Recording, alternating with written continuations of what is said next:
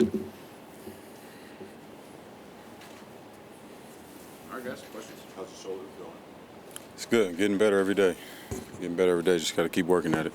Obviously, this is a big game for a lot of different reasons, but for you personally, playing against the Green Bay Packers where you grew up as a man and as a football player, it's got to have a little bit of special significance for you. Yeah, I mean, it's obviously that's the part leading up to it, but then once the game starts, it's just like every other game. I mean, it's not going to be a whole lot of emotion and all that other stuff tied up in it once, the clock is ticking. So, the story and the specialness of the opportunity to play the team that you kind of, grew up in that organization is special. But then, like I said, once we get going, it's time to go. There's one way, I mean, obviously, there's, I'm sure, an appreciation level for what that city has meant to you, what that organization meant to you as a player and as a human being. But is the best way to thank them for that by going out there and putting your best version out there and going out there to honor what they taught you and how you were brought up? Well, maybe not the fans. I don't think they would appreciate that. But yeah, the organization.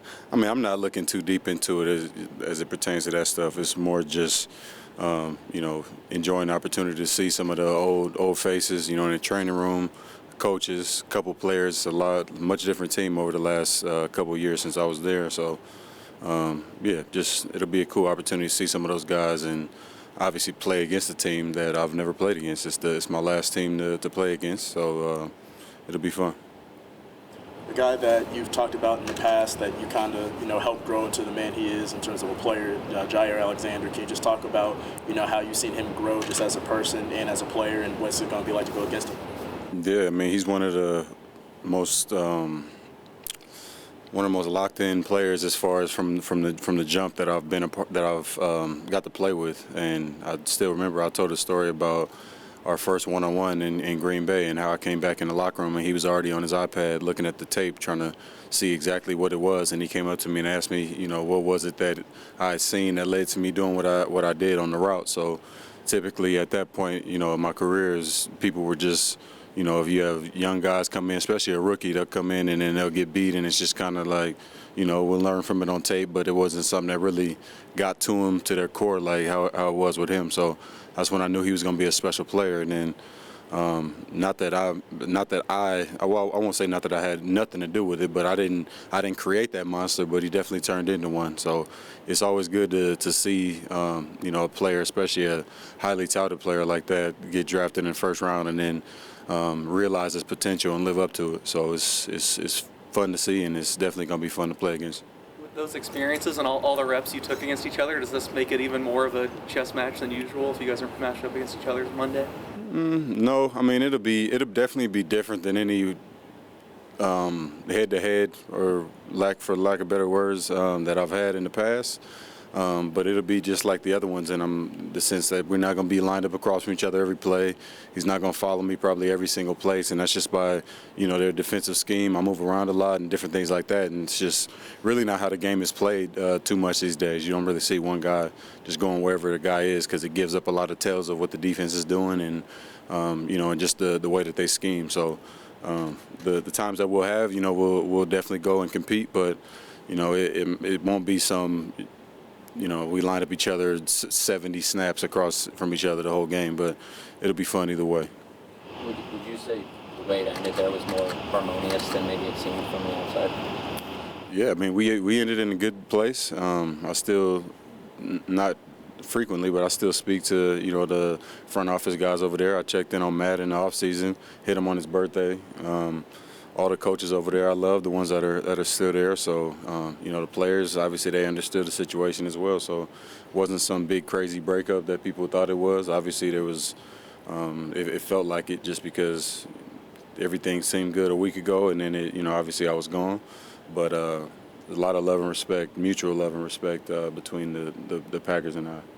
You and Aaron have both come out publicly and talked about that first offer they made you before the 21 season. Mm-hmm. You obviously don't go back and play the what-if game, but if they had given you something that had pleased you then, would you still be there, maybe? Well, I would have played that next year there for sure. I mean, that was what I said. It was obviously a lot of limbo with Aaron and his situation, deciding what his future was going to be like playing football, let alone on that team. So, it wasn't really a risk that I could take at the time, and it was a decision that had to be made. But had they made that the correct offer or submitted something like they did right before I left, then I would have 100% been there for another year, and then we would obviously seen what happened as it moved forward. But at least for that upcoming season, I would say yes, I would have been there. There are only 18 guys on that 53 that you played with. Like you said, there's been a lot of turnover. Does that make it easier to take kind of the, I don't want to say nostalgia out of this, but the team is so different?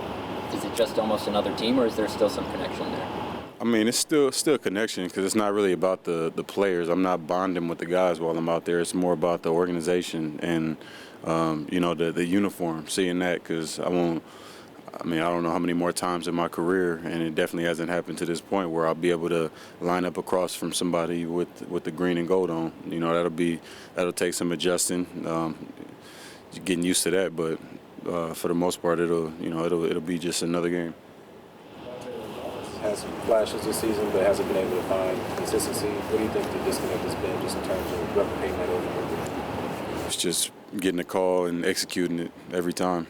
It's just a matter of just being one out there on the field and having all 11 connected to be one, and we haven't had that. It's always been 10 guys do it right and then one guy does it wrong, or 9 or whatever. Everything but 11 consistently, and that's where you make very difficult. It's difficult to make especially the way we play the game, and we just gotta be more together, and people got to own up and find a way to get their assignment taken care of, and once we do that, we'll be able to make more consistent plays.